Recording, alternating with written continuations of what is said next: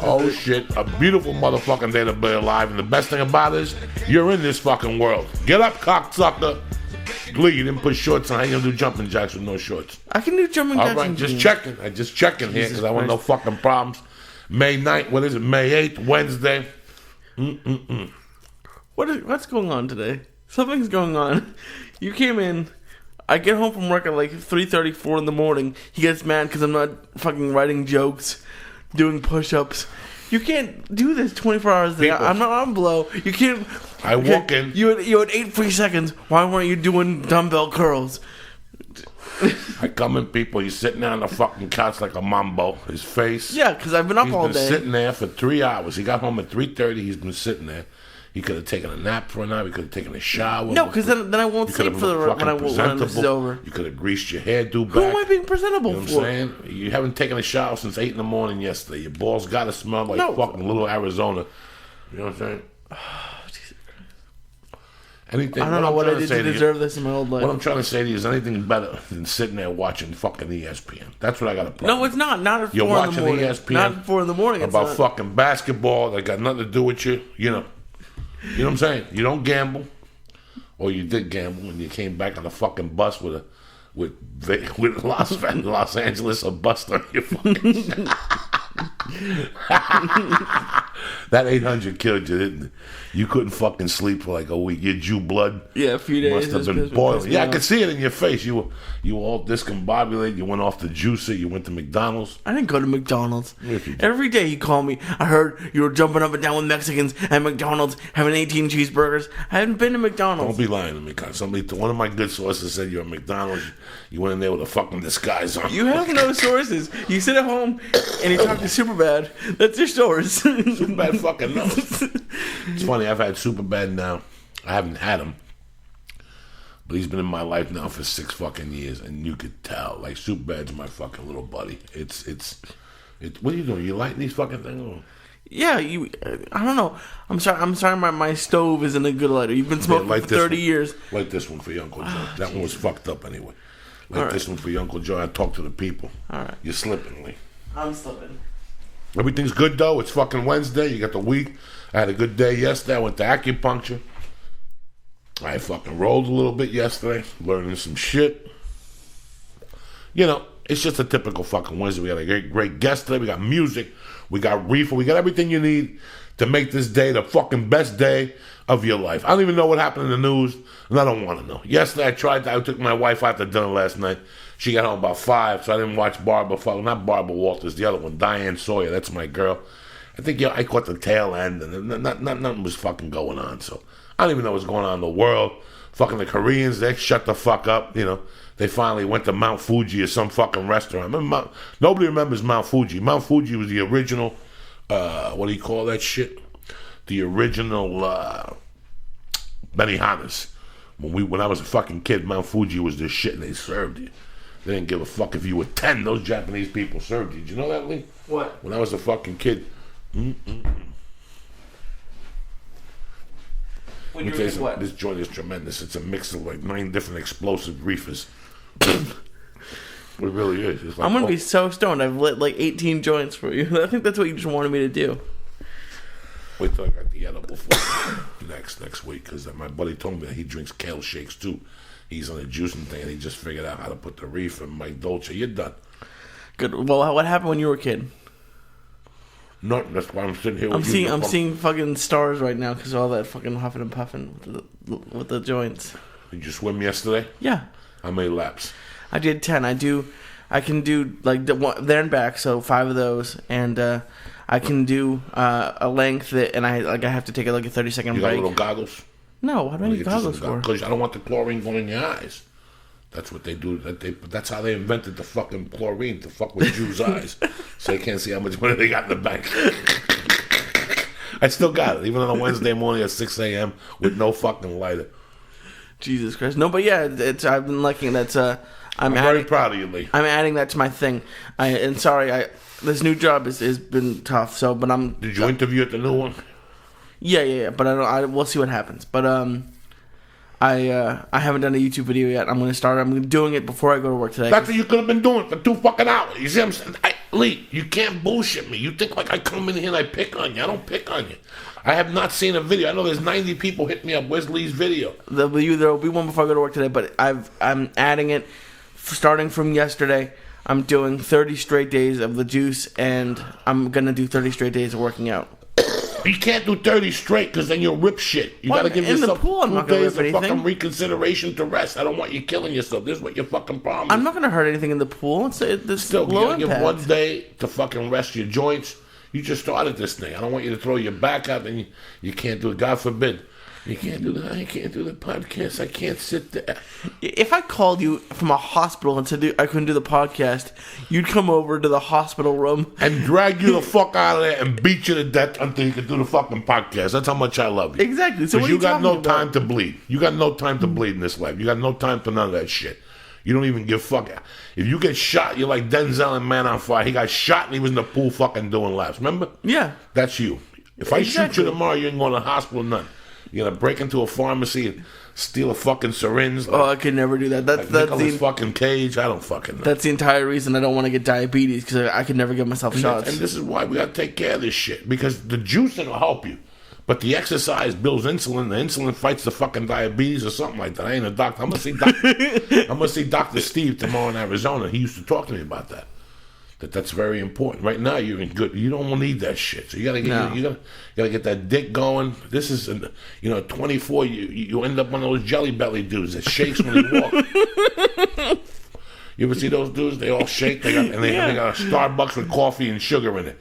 And they're fucking walking down, shaking, doing that fucking Hemi shake. Get your shit together, cocksucker. Jelly belly? Yeah, jelly fucking belly, the fuck. All raggedy, riggedy out, listening to all you hear is jump, jump, jump, jump. Those dudes that died last week, whatever the fuck. Oh, crisscross. Crisscross. You used to sing to that, didn't you, when you were a little kid? You used to dance that in 94. I think I was 6, so I was a little bit too young, but yeah. I mean, I heard it, but yeah. Don't be lying to me, cocksucker. So everything's good in your world? Everything's You have great. no idea. Little commitments become big commitments, bro. You're a fucking savage. A couple days in the pool, it's good for your mind. It cleans you out. You got something to talk about in the podcast. Yesterday I ran out of air. I almost drowned. Trust me, it's fucking beautiful. Yeah. Swimming is the best. I was talking to this person at work yesterday, and she said she used to swim, and she could do 60 full laps, like back and forth in a row without stopping. Oh, it's and amazing. I was like, holy shit, Yeah. I can do one. But listen, you got to start somewhere. And that's the most important thing of the church and what's happening now, or Death Squad. We're taking you out of your fucking comfort zone. Yeah. Once a day. That's it. Something you would not do. You think I like going to jiu-jitsu yesterday with fucking people putting faces and feet all over me and people sweating? No. But you got to go into fucking out of your comfort zone to grow. Every once in a while you want to grow. Why live on this fucking earth if you can't move forward, if you can't fucking grow every day? I'm not telling you got to be Jack LaLanne. By the Lord knows I'm no fucking Jack LaLanne. But yesterday I worked out. I walked around with my daughter for an hour and a half and a fucking... Who you email? No one. What? You walked around with your daughter? I'm watching you, cocksucker. You're sending fucking secrets to the Russians or the Cubans or something. Walked around with my daughter and you're burning shit. You're getting some sun. And that's all I've ever asked you. You think I come here and I break your balls, man? I'm not here to break your balls. I care about you. Yeah, you're turning into Bo Jackson, dude. I saw that 30 for 30 yesterday where he played football and baseball. You're doing kickboxing, jiu-jitsu. Everything. I'm fucking walking. I do the epileptical. I did a hemp 4 shake this morning from On It. It's the little things. I went to that Papa Do's last week. And I'll get anybody from Austin to email you. First thing you do when you go to Papa Do's is you ask for the fucking bread to dip your gumbo or your lobster bisque. I ate there, but I didn't eat any of the bread. You know what? You got to cut deals with yourself. It's a little fucking deal. You know what? Tonight I'll smoke 3 joints, but I'm not going to drink alcohol. Tomorrow night I'll drink 2 joints. Tomorrow night I'll drink 2 margaritas, but I won't smoke reefer and I won't eat the... we got to fucking... That's all I say to you. That's it. You just told me. You could have done a video. But I need those videos to be more alert. Those beginning videos, you look like... You wouldn't inspire me to juice. Hi, my name is Lee. I'm not trying to inspire anybody. Yes, you fucking are. You're letting people know that fucking Lee, boom, boom, Sayat, the little Jew from fucking Boston, did it. And how did he do it? Because he's getting a bunch of people and you're juicing. You used to sit there like you were Jesus in the hole. Yeah, because I hadn't eaten for a week. This is Lee. It's day 4. cocksucker. Let's see you do this podcast on a week without food. But look, that's not what I want to do. I never committed to that. Okay. If I committed to that, then I'd jump up and fucking down. You wouldn't jump up I and would down. come in here and go, this sucks dick. Or I would smile and go, we're pushing ahead. We're making it happen here. I'm Lee Sayat, the flying fucking Jew from Beirut. I wasn't like that. Yes, No, look at those fucking videos. Hey, and you're shooting yourself from the side like a fucking Momo, like a Morto It's the Vance. same Like fucking angle as this. But you gotta shoot straight up. Why would you shoot from the fucking side? You're a film student. You shoot. You're looking like they tied you up and they made you fucking drink juice. I want you alert. You gotta make these. You gotta inspire these motherfuckers. You gotta be like the national anthem. That's what the national anthem fucking does to you. You think that they play a national to fucking make you sit there like Jesus? It's a shit day to be a fucking American. Fuck no. They play fucking bazookas and bulldogs and fucking bam, bam. Every time I hear the national anthem, I gotta hear fucking guns. So, somebody getting shot, like falling down. That's what you want to fucking hear. That's what they should do at football games. Instead of these guys going to the fucking chair and wasting takes, fucking shoot them on the football. Bam, bam, as you're playing the fucking thing. Whitney Houston. Well, everybody's getting fucking down. What's some music, Lee? Hit me with some fucking music. I'm excited today. I was trying to find the Star Spangled Banner again. Well, fucking find it. Don't, listen to this shit. Oh, no. This is the fucking backbone of stabbing somebody right there. I love it. So if you're in the mood to stab somebody, put the fucking iPhone on, iPod, whatever, put this song on and go out there. It's a beautiful song. Jesus fucking Christ Pose, 1991 Soundgarden, bad fucking Motorfinger album. People always ask me, Joey, you want a fucking album to work out, write comedy, put in your fucking car, cut off Asians like an Asian? You put this bad Motorfinger on. God damn, what else is on that album, Lee? Let's find out. What the fuck, Lee? You're sitting there like a Mama Luca Lee. What? Every time I type something, who you emailing? You been whacking off lately, Lee? You're getting pale in the face. You gotta stop whacking off. You gotta save, stop whacking off? If you're gonna juice, you gotta stop with the Stamin Kid.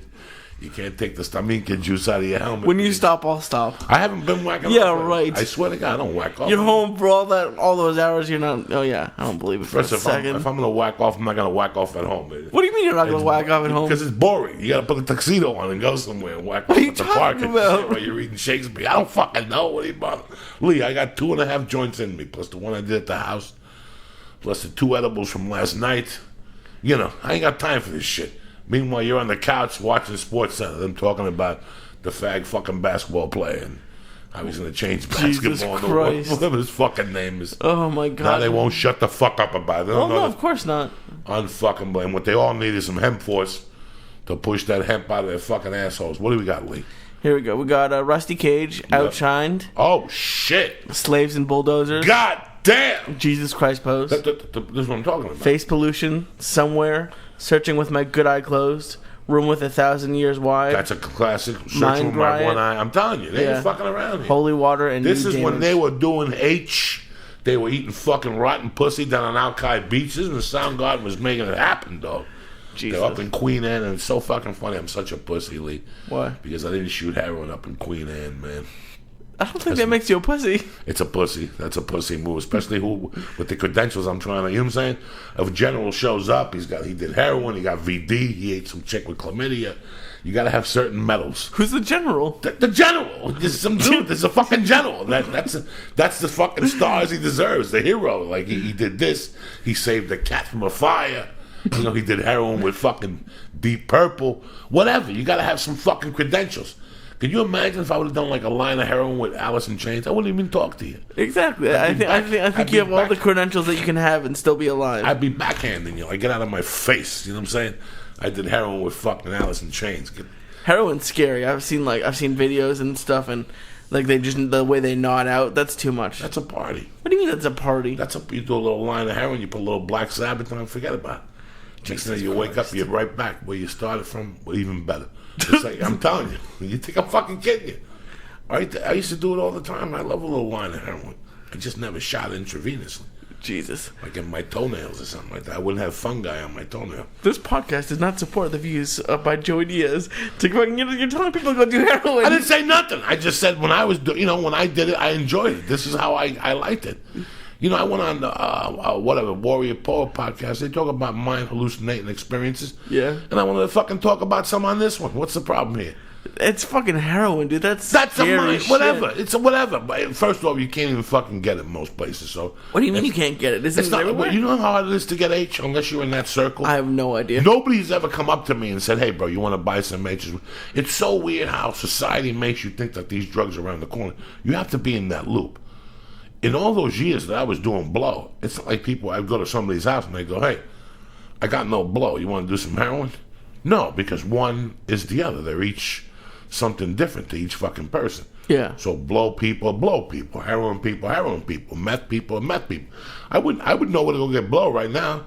If you said to me, get me fucking 2 kilos of blow, I know exactly where to go and exactly what number to call. Not that I see him all the time, but I know that he would open a door for me. Yeah. Or a few people would open up a door for me. If you ask me about heroin, it'd take me a month. I think you'd have it by If you ask lunch. me about ecstasy, it'd take me 2 fucking months. If you ask me about heroin, speed, I never bumped into meth people. So drug dealers are like, maybe they have weed and coke, but they don't have it's not like they're a store. They don't have everything. A lot of guys that I dealt with didn't, like the good ones. Listen, I dealt with people like in Vegas. There's a guy in Vegas that used to deliver right to my fucking room, and he'd give you half 8 balls, quarter ounces. If you bought a half eighth, he'd sell you a knockout package, which was like 2 Vicodins, a couple of Valiums. So he had downs and he had coke. Okay. But he never had like heroin and coke. Jesus. He never had nothing like that. So I'm telling you the truth. Right now, it would take me, an hour to get you a package, but it would take me 2 days to get you heroin. That's crazy. I'm thank God I never got Unless into my that. buddy Bonehead was alive. Who's Bonehead? Bonehead was the one that sent me the heroin out here in the mail. I was gonna say, yeah, your idea in one of the in the drugs testicle testaments, you said that you wanted to get off of coke by doing heroin like once a week. I was doing it. I did it. I did that for a summer. That first summer that I met. Remember, I was just telling you Superbad. Whenever I look at Superbad and I think deep about Superbad, it makes me think, because Superbad was a cat that I really saved my life off the blow in a very avant-garde way. Last night I got up and I had to put ice on my knee. Okay. I took some whatever, 2 of those pill aspirins. Strongbone? Okay. No, 2 of those.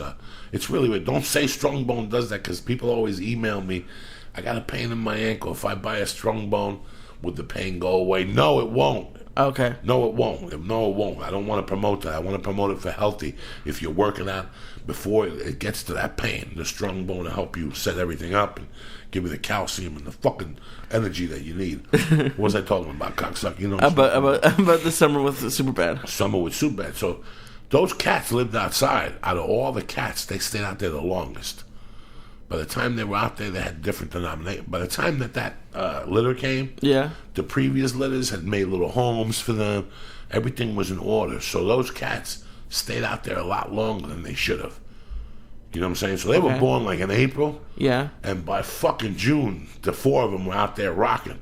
And I remember I went to Nashville with my wife, and that's all I worried about in Nashville, those 4 little fucking cats. And when I got back, those 4 little kittens were still there 4 days later with the mama. And something happened, but I used to see those cats, and that was the summer I was doing heroin. I'll tell you what I was doing. I had learned the form, whatever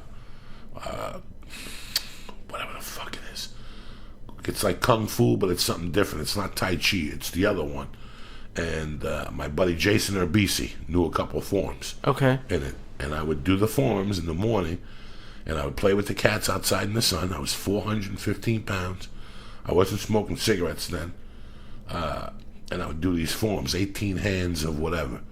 It was just to get me rested. It's like a Tai Chi. It's a very slow Kung fall. Fu? I learned it through him, through Kempo. Okay. He taught it to me. It's a I forget what the fuck it is. Gung something. Doesn't really matter. Qigong. Okay. It was a Qigong form. It was 18 hands of peace, 18 hands of something. And I would do it every morning in the sunlight, because the backyard where we lived in Hollywood, the sun was fucking perfect. And it had this cocoon, Lee, that was the weirdest thing. It could be 100 degrees out in Hollywood. And it had this thing in the backyard, because what we basically had was 2 buildings connected. And there was a little thing in the middle where there was flowers and people could sit out there. Yeah. And then to the left, this building was very cool in Hollywood. It was there so long that they made a barbecue pit. And you could just come down at night and barbecue steaks and sit outside. Oh, shit. Okay. And then the other side, there was a laundry room, which went with stairs downstairs. And in front of that, there was these trees. Lee, it could be 100 degrees out. But you would go into this foliage in your backyard. And it was like an air conditioning cocoon. Okay. It was very cool in there. It was amazing. So you'd be doing these forums out there? Out there with the cats busting my fucking balls. Now, do a lot of people take in stray cats? I've never, because I never had cats, but like, it seems like I've never heard of people taking in stray cats. Listen, man, there's an ass for every fucking seat. Sometimes you're driving down the street and just something. You see a cat, or sometimes you live in a neighborhood where there's a cat that just showed up one day and started scratching your fucking door. And you start feeding it and feeding it and feeding it, being a good Samaritan, and one day there's a possum in the neighborhood or a fucking raccoon, and you let the cat in, and now the cat becomes your animal. Now, like, there's that one by where you live now who's cool. I thought it was going to be cool. Like, it was rubbing up against my legs. Right. But then, like, as I went to leave, it, like, swatted at my feet. Right, that's the neighbor's cat. He's half retarded. He's a beautiful cat. Yeah. But he's half retarded. But, like, he lures you and he attacks you. Have you ever had one, like, you brought in and, like, you had to, like, let back out? No. No? No. I've been very fortunate with my cats. It hasn't been like that lady's cat. That lady's really cool on the corner. Yeah. That's her cat. Oh, okay. And she's had him since he was a kid. But that cat, I seen him one day. I found him on the street. And I knocked on their door like 8 in the morning. Oh, your cat's outside. Because I know him. I forget what his fucking name is. Barbecue. I don't know what his fucking name is. The owner came out, the guy who lives in the house, and he picked him up. And he was asking me where I saw him. I go, he comes out through that back window. He pushes the screen in. And in the middle of that, the cat fucking scratched him. It opened up right in front of me. Like, it was tripping right in front of me. I'm like, you gotta go inside and fucking... That cat's crazy. That cat... One night I came home and he was in front of my house. I thought it was Gray. Oh, okay. And I started petting him. Yeah. And the motherfucker started purring. Hissing. Oh, like, making that noise. Yeah. And I'm like, this ain't my fucking Gray. Fuck this bitch. And then he did something else to me. He got in between my legs one day. Yeah. And he laid down. He make believe he was cool. And then he turns into fucking Bela Lugosi. He's got claws and shit, so I almost punch him in the stomach. And now I don't fuck with that cocksucker at all. I see him on the corners and I walk the other way. I got good cats on my block too. That's a sad thing. I got Biggie and his buddy BW. He's black and white, so they call him BW. Yeah. They're fucking huge. And another black shark, they call him Smokey. They all live in a house. They're a gay couple. Fucking really cool gay couple. And I think that the lady in the back works at the vet. And they have 3 cats in front of the house. Whenever I walk the baby in the carriage, I see him in front of there. And I come over and the fucking Biggie comes right over. And Smokey, who's been over there for 2 years, and he used to tell me to go fuck myself. Yesterday, he was 2 feet from me. In fact, when I picked up my wife yesterday, when we went out to dinner, I told my wife, I had a great day. Smokey was 2 fucking feet from me. That's good. So I pet whatever and I have a good time. Because the last time I asked you, you said she was a little bit too young still. Is Mercy like interacting with the cats at all? Yeah, super bad. Oh, really? Super bad puts her head on her lap and she'll rub it and pull it and smack it. But she's been really cool with them. That's There's funny. like 2 or 3 cats that react to her, so. That's hilarious. So you're going to Arizona tomorrow? Why you got me talking about cats on this fucking podcast? I'm sorry. You know I'm all excited this morning. You slowed me up. I got emotional. I'm going to Arizona tomorrow with Ari Shafir. This is a great little room. Stand up live. I did the Gabriel Iglesias TV show. Oh, that's where that was. That was where the film. It's a fucking huge room. It's got 600 fucking seats. You know, if we sell 200-300, I'm fucking happy. You know, they'll be happy. It's a Thursday night gig. I'm going in and out of there. Then my nephew's coming to spend the week with me. Oh, cool. From Fresno. This is his last week of college. And it breaks my heart because he's a football player from my hometown, from North Bergen. Okay. I got the t-shirt on today and shit, North Bergen High. Oh, shit. Yeah, that's what this is, a North Bergen alumni shirt. And it's, this kid isn't my nephew. He's somebody that I was raised in their homes. I wasn't even tight with his mother. I was really tight with his uncles.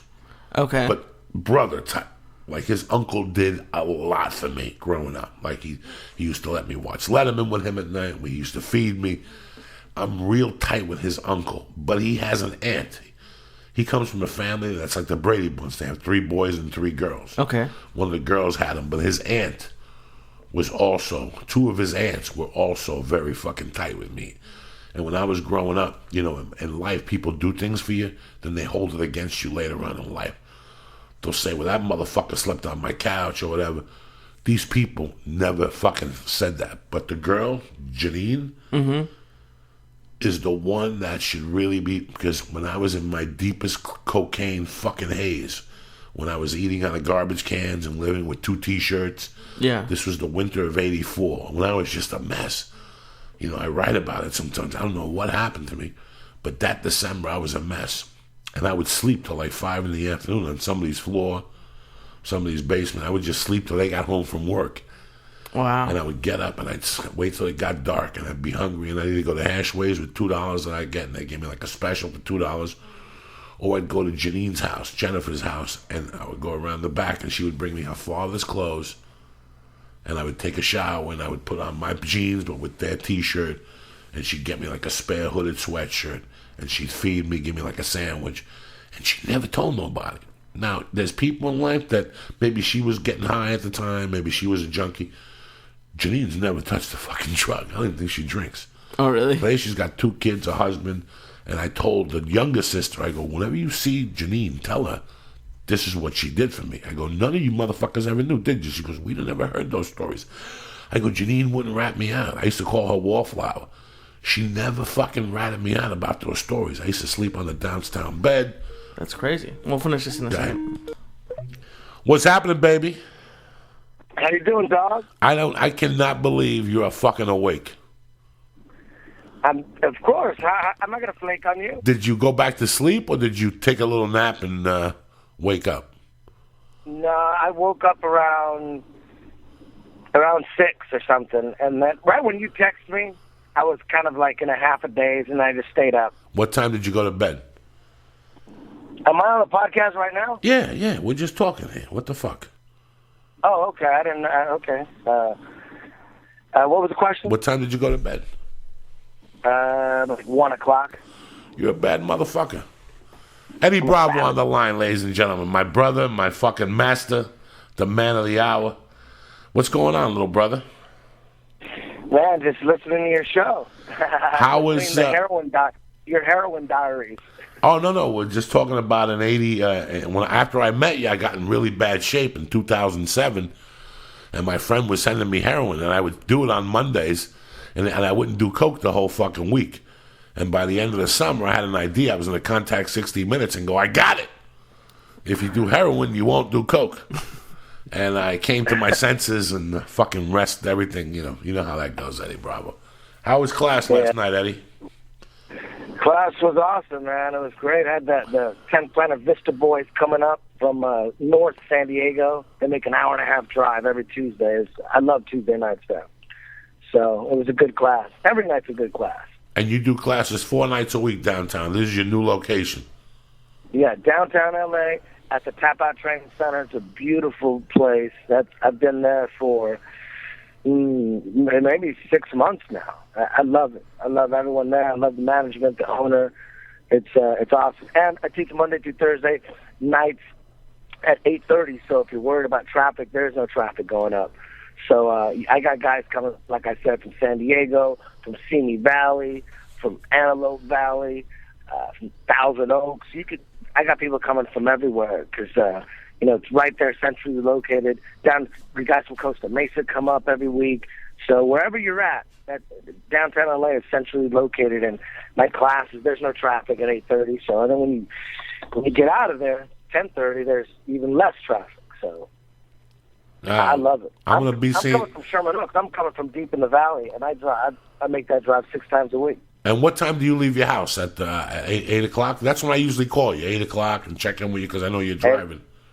8 o'clock, I'm on my way to class. And what time do you make it there by? 8:20, 8:25. That's pretty fucking good. Yeah. Now, Eddie, it's really funny. When we were coming up, we all studied Bruce Lee and whatever. And it's so weird that he became friends with Steve McQueen.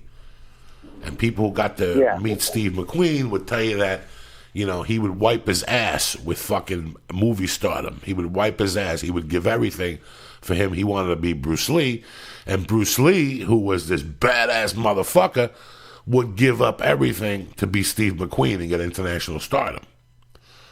And it's so weird that I think the same with you sometimes, that I would give up everything to be as good as in jiu-jitsu as you are without training. Do you know what I'm saying? Yeah. Like, I watch your videos. I watch you, Marcelo. You know, I watch the Renner boys, the Gracie, but you're a fucking star. And I was telling somebody about this, and we were talking about your predecessor, you know, the guy who you learned from, which is John Jock Machado. And they said he's a great teacher. But the person also said, but Eddie Bravo is a better fucking teacher.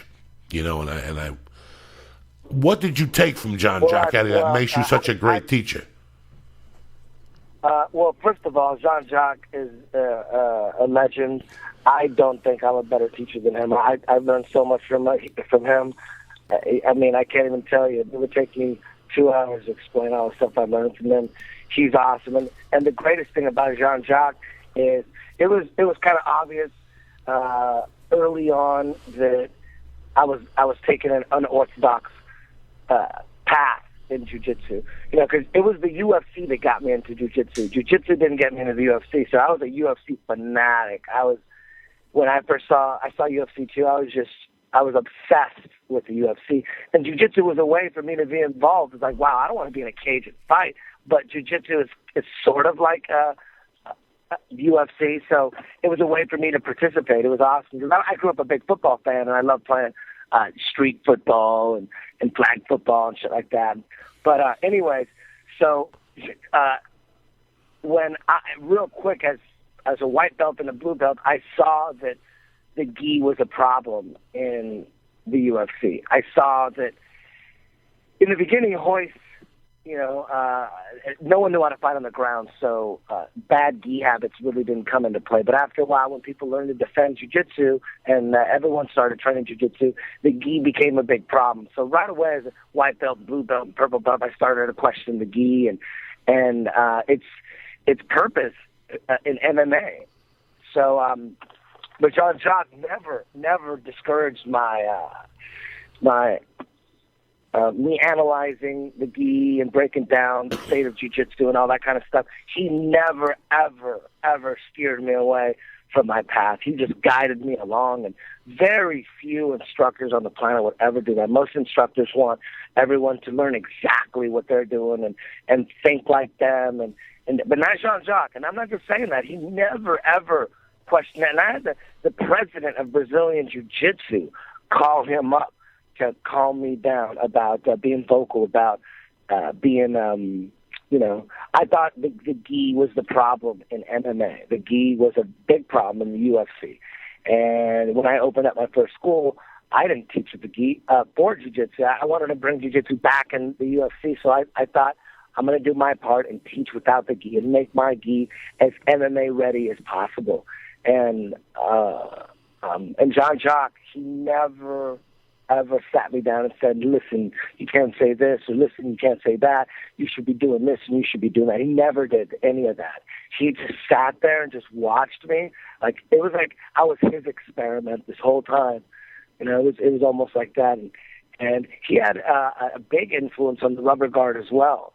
As I was putting it together, putting the pieces together, he was there to say, hey, try this or try that, even though he wasn't even flexible, and he really couldn't play rubber guard because his knees are just not, he's just not flexible enough, and he had very sensitive knees, he had knee surgery and stuff.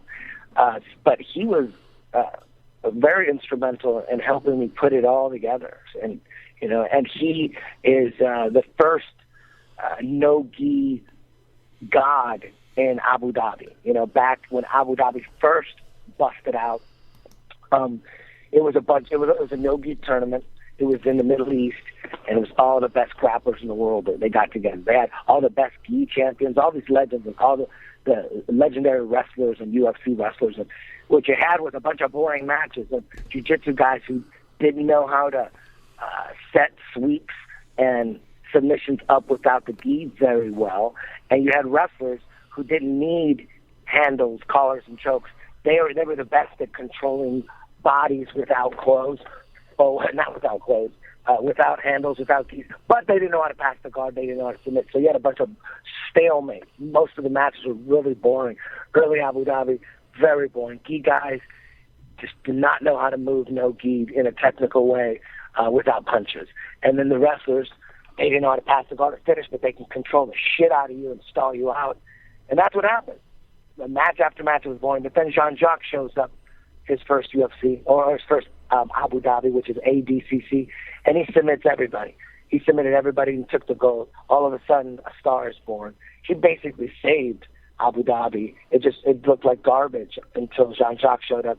And the reason he showed up, and what year was that, Eddie? That was 98, I think. Hey, Eddie, it's Lee. When did you start jiu-jitsu? I thought you had been doing jiu-jitsu for, forever. It sounds like it's new. I started jiu-jitsu, I don't know, it's 19 years ago new. I started it in 94. Okay. So you're doing music and other stuff before then? Oh, yeah. I was producing music on boxes and shit when I was 10. I was making music my whole childhood. All through my teens, I was playing drums in speed metal bands, big metalhead into the German thrash scene, all through my teenage years. I was writing satanic lyrics, and then moved to Hollywood, made the big move in 91. When I was 21, I thought I was going to get serious, moved to Hollywood from Orange County to really get serious about music. And I wanted to stay in shape, so I wouldn't be a fat rock star. I was really concerned about that. I looked at Yngwie Malmsteen, he got fat, and all these guys were looking like shit. I didn't want to be that guy, and I got into martial arts. I was a big Bruce Lee fan, and got into, I couldn't find anything Bruce Lee around where I worked, so I joined a karate gym. I was doing karate for about a year because it was right next to my work. And then that's when I saw UFC 2. And after I saw UFC 2, quit karate and started to look for some jiu-jitsu. And at the same time, I found jiu-jitsu. Well, when I found jiu-jitsu, it was just too damn expensive. I actually found jiu-jitsu, and it was too expensive. So then the next choice was Jeet Kune Do, and I wanted to do something Bruce Lee. So I joined the Cas Magna Institute in the Valley off Reseda. I did that for a little bit, and then I got some better shifts at the strip club, made some more money. Then I went back to jiu-jitsu and started training jiu-jitsu. I did jiu-jitsu and Jeet Kune Do for 2.5 years together, and then I finally quit Jeet Kune Do altogether and just did jiu-jitsu full time. Because I'd been training 1 day a week jiu-jitsu in the beginning, because that's all I could afford, $80 a week. And then Tuesday, I would do that on Friday, and Tuesday and Thursday I would do Jeet Kune Do. I was saying Jeet Kune Do just so I can keep it simple. It was Jeet Kune Do and other stuff too. It was a lot of Filipino martial arts, Kali, Eskrima, and a Silat. It's basically the Danny Inosanto system, which included some Bruce Lee stuff. He was Bruce Lee's best friend back in the day. He was in Game of Death. He was the little Asian guy that he fought with the nunchucks. But anyways, I was doing jiu-jitsu Fridays, Tuesdays and Thursdays I was doing Jeet Kune Do. And what ended up happening is I'd be training for like a year and a half like this. And there was guys that just started training, but they were doing jiu-jitsu 5 days a week. So I was doing once a week. So within like 2 or 3 months, they would catch me, and it would be really embarrassing. Like a dude that had been training 3 months would tap me, only because they were training 5, 6 days a week, and they just caught up to me really quick. And it became embarrassing, so I had to make that choice to quit Jeet Kune Do. And it wasn't even nearly as fun as jiu-jitsu. Jiu-jitsu was so much fun. I would never miss my Fridays. I could have 1 hour of sleep, totally hungover, feel like shit, but you weren't taking jiu-jitsu away. I would drag my ass to the gym, and I'd sleep afterwards. You're not going to take that Friday away from me. There was nothing that was going to take that Friday away from me. But when it came to Jeet Kune Do, man, I could be driving to class, and yeah, if I just cough once, I'd go, you know what? I shouldn't be training. Make a U-turn, go back home. I was looking for reasons to not go to Jeet Kune Do. Just like punching the air and punching the bag. There wasn't real sparring or anything. It's not that fun. But jiu-jitsu, you spar 100% from day one. And back then you did at least. And it was just so much fun. I couldn't wait I would be hysterical I would run red lights. And when I would get there to class, I would always be running a little bit late because I drove a long way. It was just so much traffic, and I had work. So I'd always get there like 20 minutes late. And while class is on, I'm in the dressing room going nuts, changing, like hysterical. Like I couldn't change fast enough. And I had real long hair back at the time. My hair went down to my waist. So it took me forever to tie that motherfucker up in a ponytail and then wrap it up and put a bandana on top. And then, oh man, and then I was hysterical. So I had to quit Jeet Kune Do and do jiu-jitsu 4 days a week. And from that point on, it just became an obsession. A great way to stay in shape. And once you quit Jeet Kune Do, you started going to jiu-jitsu 5 nights a week? 4 nights. Monday, Wednesday, Friday, and Saturday. And that was John Jock in the beginning for you? Well, in the beginning, yeah, it was John Jock from the very beginning. It was the very beginning, yeah. Wow. That's amazing. And you got your black belt from John Jock recently, or how long ago? After Abu Dhabi? It was right after I competed in Abu Dhabi in 2003, so it's been 10 years. God 10 damn. years. So it took you 10 years to get your jiu-jitsu black belt? It took me 10 years, and immediately I opened up 10th Planet. We're actually having our 10-year anniversary, 10th Planet 10-year anniversary. May 31st. May 31st, it's Friday. Everyone's welcome. It's at Bardo on Vine, about a block north of Hollywood Boulevard. It's called Bardo. Friday, 10 o'clock to 2 o'clock. We're going to have promotion ceremonies. We're going to have all the moons, all my schools from Southern California there giving out promotions. And you're even going to go up there and do a little set. Right? Absolutely. Abso-fucking-lutely. I'm going to come down. Thank you very much for that. I appreciate that. Oh, please. This is your family, Eddie. Out of all the people I run with in L.A., I mean, the other day, Lee, with the Flying Jew over here, was saying that he talks to his father every day, he talks to me every day. And I talk to Eddie every day. At one point of the day, I call Eddie, I check in, see what's happening. I yell at him about something. He sits there. Yeah. I tell him about the fuck. Yeah. A 10th Planet Hartford is doing this shit. You know, because I watch your schools. I love what you do, you know. It's really, it's like a fucking passion of mine to watch what you do and the whole thing. And I giggle. I go on your webpage. I make sure everything's in tune. And I can't yell at you no more, so I just don't. But I love everything that you do. You know what I'm saying? And another thing that we have in common that's, you know, you talk to people, Eddie Bravo, and they bullshit you. Everybody wants to sound, you know, especially in this area, everything's fucking amazing. If I hear one more person tell me fucking amazing, I'm going to stab them. I'm going to fucking light their eyeball with this joint. But we're fathers, Eddie. And we hung out 8 years ago and we weren't fathers, and we know how crazy we are. And now we're fathers, and we talk to each other like we're fathers. When we talk to each other now, there's no more craziness. It's what is your boy doing, is what is my daughter doing. What's Mercy doing, what's D doing, and that's it. Yeah. We used to talk about the Indians showing up and how you embarrassed Joe and took his car in Germany, and we talk about all this craziness. We talk about, you know, the night when you brought the black chicks into the VIP area and you left him there with me and Joe Nola. That's the day he decided to shave his head, was that night when you let us. It was all over. He was steaming. And we called each other the next morning and we fucking howl. And now we don't even howl no more. We're like, what's going on over there? I'm over here babysitting. Boy, he just took a big shit, and I'm over here watching her turn, you know, and it's just fucking hysterical how life changes now. You know, we were always talking about what you did. I was in Austin last week, and I was like, man, is there a Fogo de Chao in Austin? I was just thinking in the drive in. I felt like eating meat, and I'm like, yeah. And I went to that Fogo de Chao with Eddie. And I was thinking about that night we started drinking at the Fogo de Chao, and that's the night you went into the hotel room, and it wasn't your hotel room, and they chased you, and you fell and hurt your knees. Yeah, oh my God. Can you fucking believe this? Is the shit I think about on the road when I'm sitting there in a cab driving. I'm like, when was the last time I was in Austin? Let me think. It was me, you, Alex Jones, Aubrey, right? Yeah. It was a bunch of us. Yeah. And we went, and your fucking Indian started early. And we went and did a show, man. And then I lost you.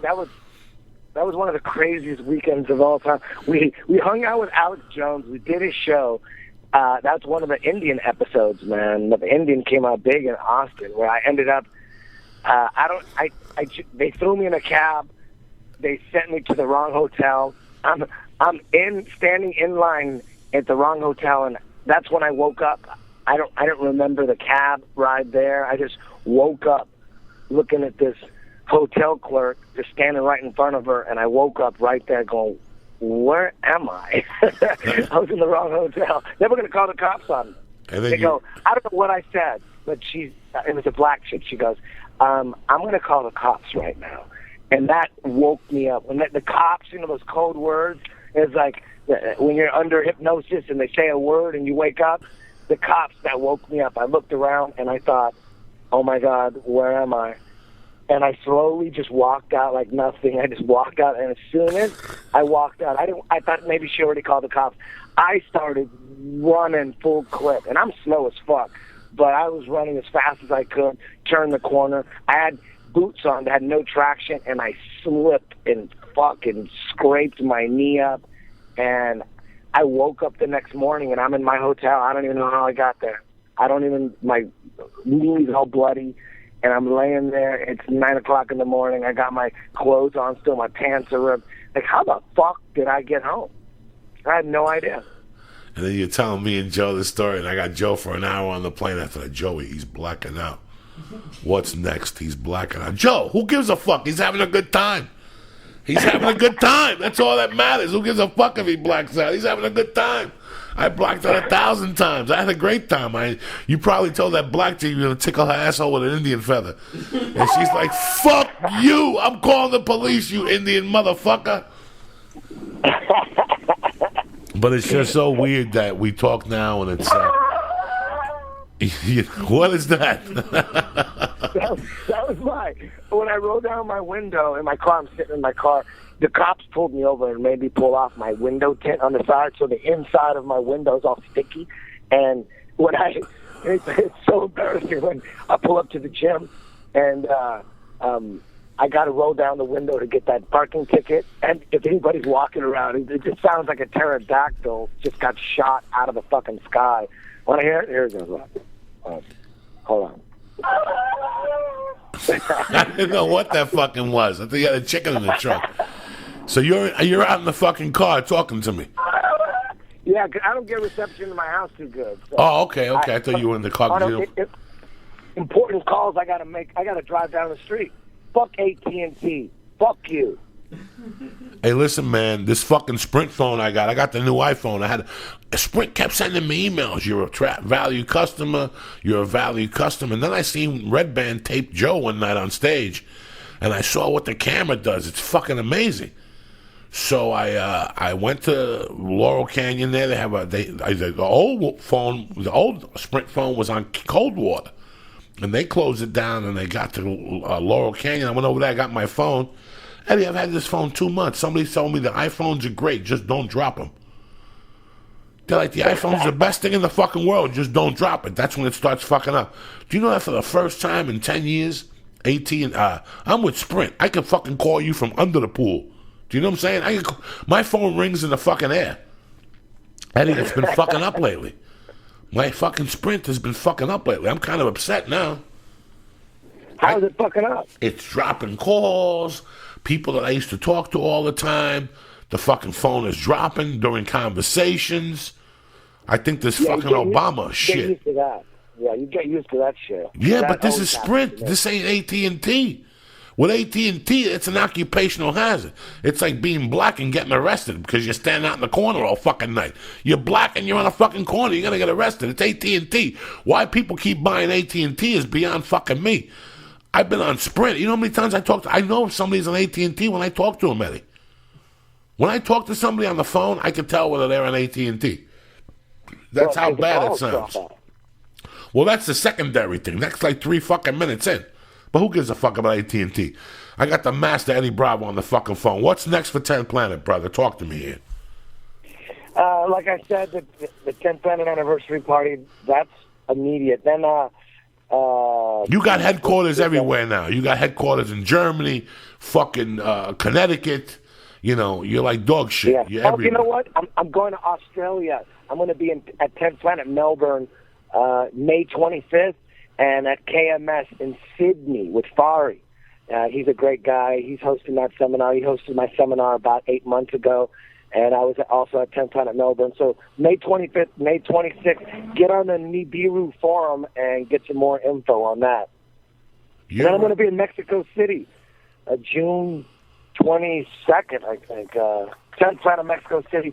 Also June 15th, Danny Picopos, first 10th Planet black belt. He's going against Justin Rader in a super fight at the Midwest Submission Challenge. That's in St. Louis. So June 15th, there's a submission-only tournament. Everyone's welcome. It's a tournament like Naga or Grappler's Quest, except it's submission only. And the super fight of that event, like I said, Danny Picopos, my first black belt against Justin Rader. It's a 20-minute match. No points, no advantages, submission only. So watch out for that, kid. Now, what's going on with that new league you were working on? The punches, and then when you get to the floor, there's no punches? Yeah, Combat Jiu-Jitsu is happening May 19th at the Club Nokia. It's on the University of MMA show. That's an amateur show. They have the best amateur show in California, University of MMA. We have 2 combat jiu-jitsu matches happening on that card. And combat jiu-jitsu is, you could look at it as super tame MMA because there's only strikes on the ground. Standing, it's just wrestling. Or you could look at it as extreme jiu-jitsu because to jiu-jitsu guys, it seems extreme because you could punch right in the face, punch the head when you're on the ground. As soon as one guy's on the ground, you can start punching. Standing, it's just wrestling. So look at it, like I said, it's tame MMA, super safe MMA, or extreme jiu-jitsu. It's for guys that are on their way, the grapplers that want to do MMA, but they want to take some baby steps, and this is the perfect sport, the perfect arena to make sure you want to get in the cage, Try it first with strikes on the ground, then later try it with strike standing. Because strike standing, if you get in there too soon, man, you could take a shin right to the head, and that could just change your shit altogether. So all you grapplers out there, if you're looking to do MMA, I suggest you get into combat jiu-jitsu. It's coming. Jesus fucking Christ. Eddie. Yes. Oh, I thought something happened. Okay. Eddie, No, I got to ask you one more question. That's, I forgot what the fuck it was. Then you dropped the goddamn phone. Eddie, I know how to tell you. Eddie, whenever I travel, I got to be honest with you. Whenever I travel, people come up to me and they go, great that you came to town. Then I get the people that say, where's the Flying Jew? But I always get one 10th Planet t-shirt at all my comedy shows. And I always get 1 or 2 guys that come up to me at the end of the night and they ask me how you are. Are you very serious? They always want to know about Eddie, and it fucks with my head. Because why does it fuck with your head? Because they all take something from you from different avenues. Like this guy came in and he said the book was the best thing that ever happened to him. About 3 months, a guy came in and he had taken all the pictures from the DVD I did with you, my stomach hanging, and he made me sign all of them. And he said that his jiu-jitsu game was fucking shitty until he watched your DVD. And he learned so much from your DVD at home that he wasn't able to go to his little school and put beatings on people, And that's really weird that people take something from you on every level. People see me on stage or they hear me. With you, they read about your technique. And I've read your book. I've looked at it. I don't know what the fuck you're talking about. I get all fucking confused. I know the chapters, that other things you have in there about your life and whatnot. But these guys all take something from you. And that's pretty fucking remarkable. These are the things I don't say to you, So you're doing God's work, man, with your little fucking DVDs and your books and your Naburi Forum. There's a lot of people that don't have 10th Planet. There's a lot of people that have blue belts teaching they're learning from a blue belt at a YMCA in Tennessee. Do you know what I'm saying? Yeah, it's pretty crazy, man. It's fucking crazy. Yeah, it's hard to wrap my brain around it sometimes. I actually have to remind myself how crazy it is, and I every day I'm reminding myself how lucky I am, and I try to get into that appreciation zone where you think about it enough, and you just, it's like meditation. You can't overlook how lucky you are. All of us, we're all lucky. We're all superstars, you know. Compared to people that live in Liberia or in fucking Guatemala, you know, we're all rock stars. We are. That's the reality. And you gotta remind yourself of how lucky you are every goddamn day, man. And it's crazy how our audiences they cross over all the time. I mean, you know, throughout the 10th Planet, the history of 10th Planet, you've been right there, man. Everyone knows that me and you are boys. You know, everyone knows you've been in my DVD. You've, you know, so many of those 10th Planet cushes that we did, and you know, your comedy and 10th Planet Jiu-Jitsu are intertwined forever, man. Every show you go to, there's going to be some 10th Planet people there for sure. All the fucking shows. And every seminar that I do, there's Joey Karate fans, there's Joey Coco Diaz fans. Every seminar, everybody knows you at my seminars. Everybody, they're all fans of yours. So, you know, obviously you got way more fans than I do, but there's always going to be a couple 10th Planet fans at your shows, no matter what, always. Oh, but I know how they come up to me and how they're like, you know, you walk in presence, Joe Diaz. You know, Eddie Bravo. It says it on this page in the book or this video. It's just great to see what you've done, man. And I'm proud of you, and it's really great to call you my little brother. You're a fucking savage. Yeah, man, I appreciate every day you call, man. I'm like, go ahead. Now, a ticket's on sale for this on May 31st. What are we doing, Eddie? No, you just show up. You just show up. That's it. Just show the fuck up. We're going to have guys from 10th Planet Burbank, 10th Planet Van Nuys, 10th Planet Vista, 10th Planet Riverside, 10th Planet Corona. The Phoenix boys are going to show up. I'll see them tomorrow night. John Montello and the boys. I'll see them at my show tomorrow night. Yes. John Boteo. He's head instructor at 10th Planet Phoenix. He'll be at your show. Yep, he'll be at the show tomorrow night. So, see, this is what I'm talking about. They emailed me last week already and said 10th Planet was in the house. They're bringing bazookas, weapons, shin guards, mouthpieces. They're bringing everything with them.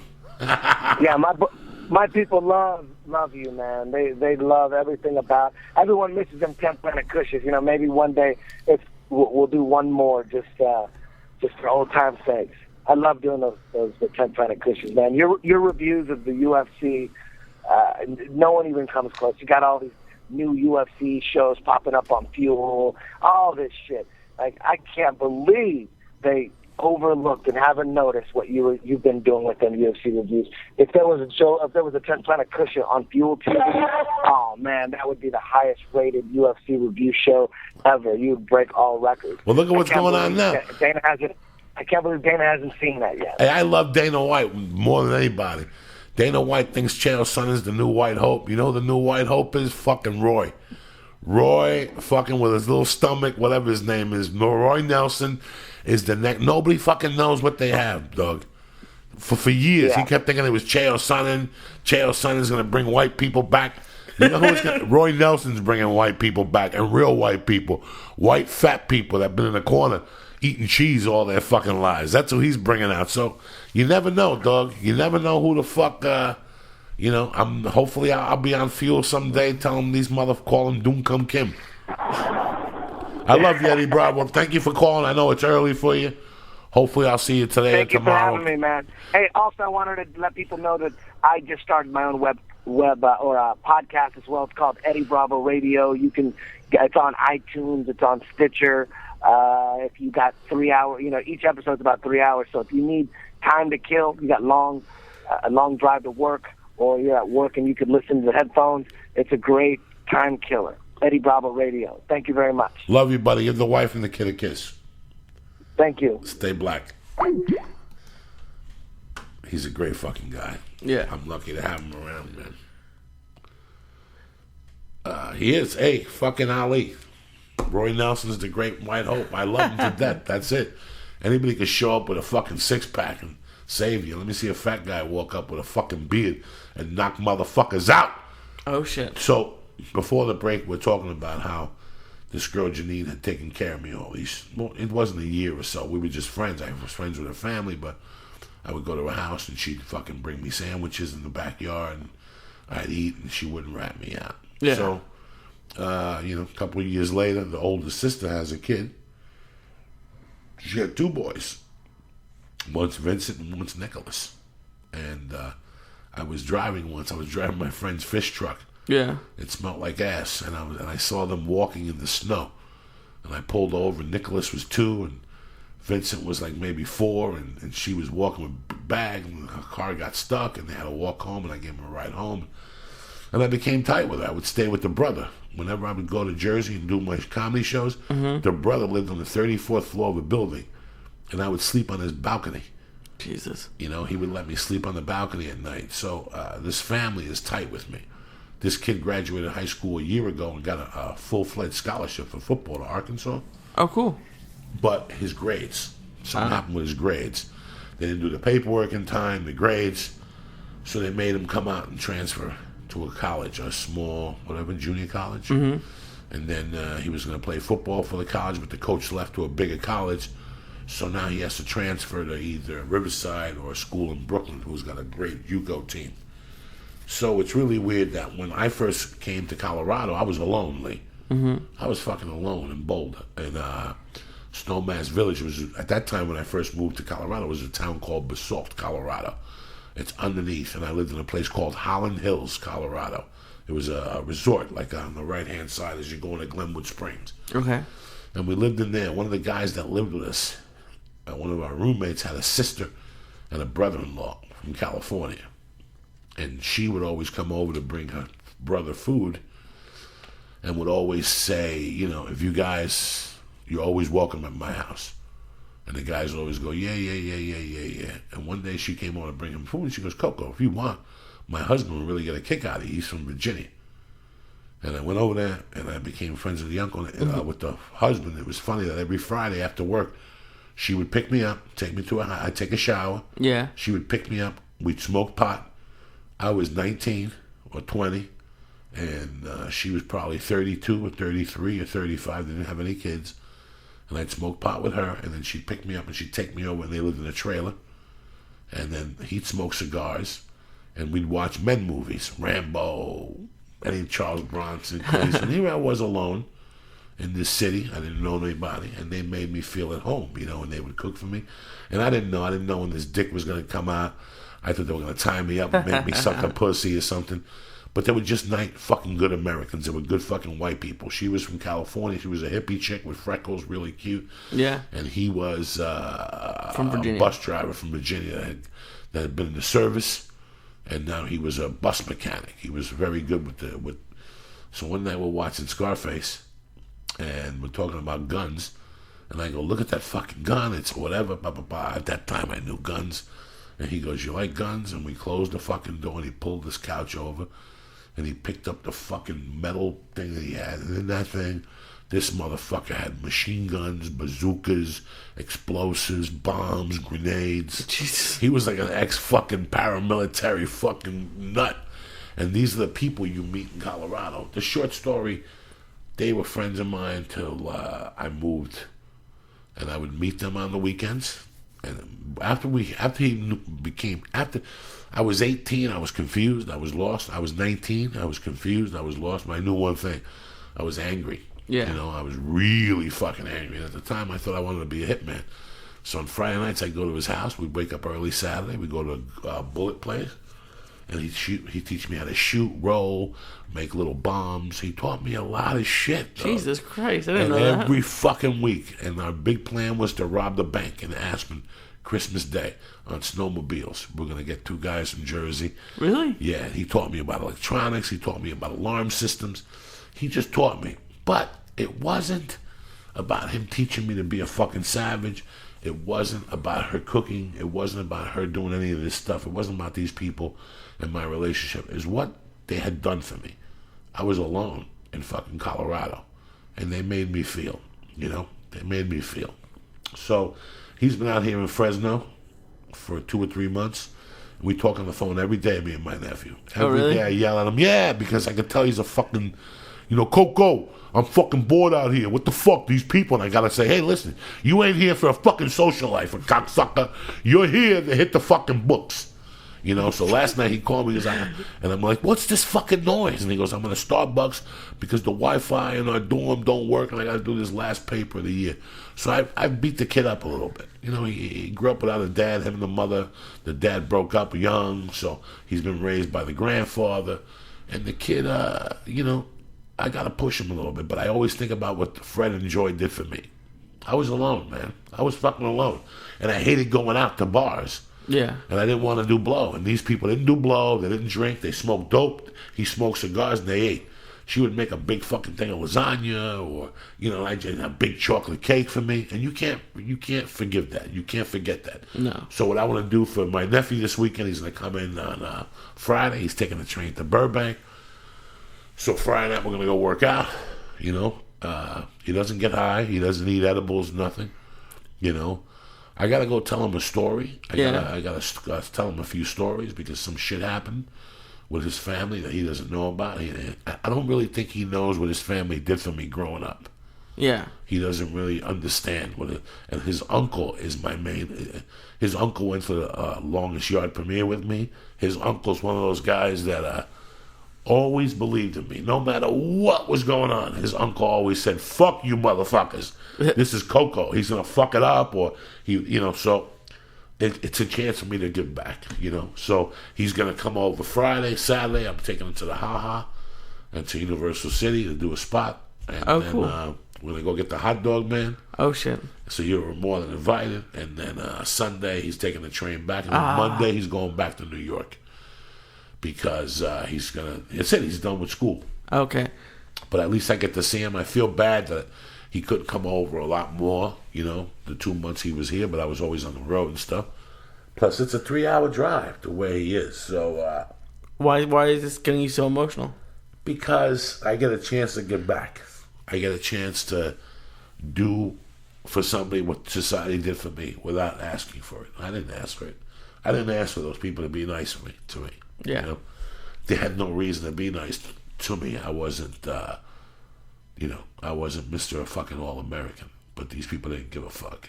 Obviously, I filled a void in their heart, and obviously they filled a void in my fucking heart. So you learn. You learn about life. These are the things that you don't know about when you're 24. You don't know why they're happening. You don't know why they're happening. You're like, why is this guy being nice to me? Why is this guy opening up his home to me? You know, they're going to fuck me in the ass. Am I going to wake up with a roofie with naked pictures licking the dog's balls?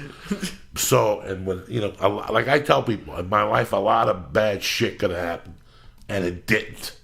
You know? Am I lucky? Am I better than somebody else? No. I just, you know, God deals cards at you. What you do with those cards is up to fucking you. It's a beautiful motherfucking Wednesday to be alive. We had Eddie Bravo on the podcast. I came and woke this fucking cocksucker up. Let me give some shout outs to some beautiful motherfuckers here. Manuel Gomez, I love you. Death Squad everywhere. You bad motherfuckers from Harlem, the Death Squad, Michigan, Grand Rapids. I see what you motherfuckers are doing. Andy Hirsch, you're a bad motherfucker. Danielle Canuli. Kristen is a new listener. I love you.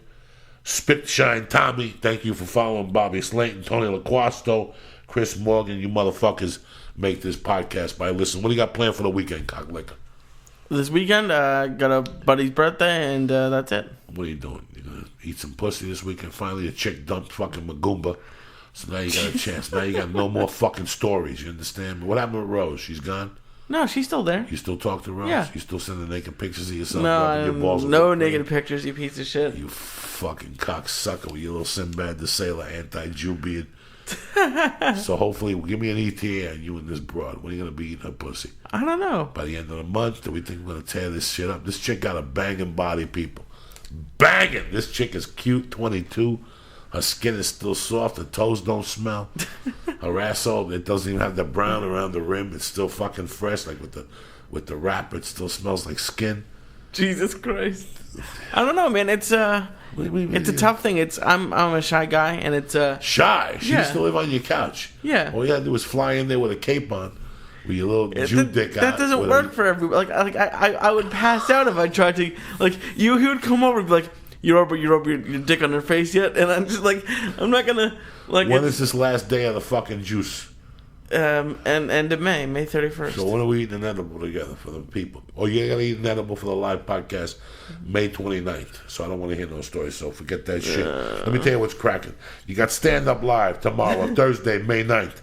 Then we got Governors in Long Island, the 17th and the 18th. Then we got Testicle Testaments 5 is coming out May 28th, bitches, on iTunes. Pre-order now, $1.99. Word on the street is this is a fucking good one. Then we're going to put all 5 of them together, and we're going to take this on the fucking road. Me and Lee Syed as the road manager. You better not fucking slip, because I'll fire you and I'll fucking replace you with a fucking white person. Good. And then I got fucking live podcasts at the Ice House May 29th, $10 to get in. I'm going to give you 2 great guests. I already got lined up. I ain't telling you dick. Tickets are available, 626-577-1894. I don't know what to tell you, motherfuckers. It was a great week. And I hope you guys got something out of this week. I know we're doing fucking great things together on the podcast. We're going to have Men's Shave Club. I just told Ting to suck my dick. They don't want to pay nobody. These motherfuckers want to spread Ting. Fuck you. Ting my cock sucker. What's up with you? What else is going on? So I want to report on Monday about you and this broad, where we're at. By this weekend, you should at least be fingering it. I don't want no fucking stories, cocksucker. Enough is enough. You juicing, doing all this shit for what? For what? For that. For love. Not for love, but yeah. You're in love with this broad. You Nah. want to give her a stamink. You want to laugh. You want to pour a little staminka juice on her ass and make her forget all about Magumba. And you only get one shot to make her forget about Magumba. You got to eat that monkey. You got to spank her. You got to spit in her mouth. You got to do all nasty things. You got to come in her eyeballs. You know what I'm saying? Look at Lee, you're all red in the face, cocksucker. Spit in her mouth. You never spit in a chick's mouth? No. Then you make out with her. You what? None of that shit. What's the matter with you? What's the matter with you? What's the matter with you? Oh, everyone at the live podcast wants to make you happy, so they always take your side. No girl wants to get spit in her mouth. That's gross. I talked to a girl the other night that was looking for Chubby Jew to spit in her mouth. No. You were at work. I called you, but you were at work that night. No, you weren't. Yes. Any girl who wants to get a spit in her mouth is not a girl I want to hang out with. That's fucking disgusting. You better get your shit together. Like I said, go to go to joeydiaz.net. joeydiaz.net. Get your fucking hoodie so you can wear it by yourself in the summer and sweat your balls off. Get the get it together. Get the national anthem out. Get the national anthem out. That's it. I'm pissed off. All right. Because we got to wake these motherfuckers up. It's over. What else? Go to joeydiaz.net. We got T-shirts there. If you buy 2, go fuck your mother. All those T-shirts, they're on there. Go knock yourself out. Besides that, I love you guys. Do something for me this week, all right? Do a couple jump. You didn't do no jumping jacks, Lee. Yeah, neither did you. All right, I'll do them right now. You know me. Don't fucking threaten me. Wait. Come Let on, me just see if this is a good Let's version of the... let's find out. I have no idea. What are we doing, Lee? What is this shit? That's the one right there. That's the one. That's the one. Get up. Put your hand over your heart. Realize where the love's coming from, you filthy motherfuckers. It's the United States of America. We're the baddest motherfuckers out there. We're the Koreans this week, bitch. Making fucking guaylo cookies somewhere. That's how we do it. Get up. Do a jumping jack. I swear to God, I'll force feed you this fucking weed right now with chopsticks, cocksucker. This is what it's all about. We forgetting about how important this fucking song is. If you got a fucking problem, with something, put this fucking song on and get back to me, you fucking douchebags. I'm sick and tired of hearing your shit about unemployment. We're back. Houses, they're getting built. All right?